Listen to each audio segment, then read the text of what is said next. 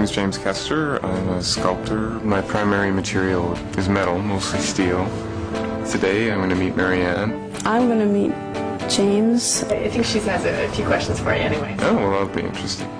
An artist that is quite a few steps ahead on being focused on what he's doing. I'm a painter, so my priorities would be paint and paintbrushes. I need tools to work with steel and weld steel. I have a diploma from Emily Carr College of Art and Design here in Vancouver. Lately there seems to be an average day. There's certainly not an average day. Sometimes it's working towards an exhibition, sometimes it's working on a commission, sometimes it's just doing the administrative stuff that you need to do to run the whole mechanism. My studio's in the back of my house. It's got quite a lot of pros if you have that situation, because you're actually walking out of your living environment into a working environment. Well, the upside is the commute's pretty easy. The downside is I miss that separation between work and home.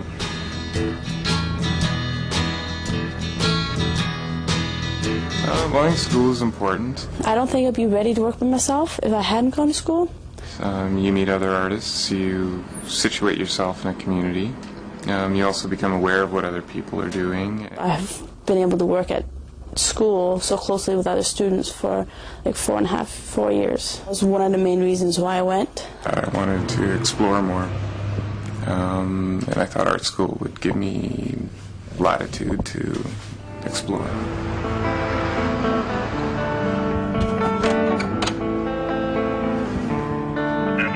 Hi, James. It's Marianne. Oh, hi, Marianne. Come on in. Okay. You know, it's a real kick to actually sell something, and other times the kick is that you made what you wanted to make, and it works for you. I think one of the biggest challenges has not been reverting to a normal job with a steady income. I am an artist, so that makes me have to figure out how to balance either or both paying my bills and functioning in today's world, as well as being able to put full-time amount of work or hours into my art. Biggest rewards when you do finish a project that you started and feel that you did what you intended to do. I think you have to be pretty stubborn because it's not always easy. I don't know how many people really know exactly what they're doing. You have to believe in what you're doing. You don't have to be extroverted, but you can't act introverted. Whether they're delivering mail in the morning or... So I don't know if anybody really wakes up one day and says, I know how it's going to work. I mean, you can't work in a void. You have to interact with other people.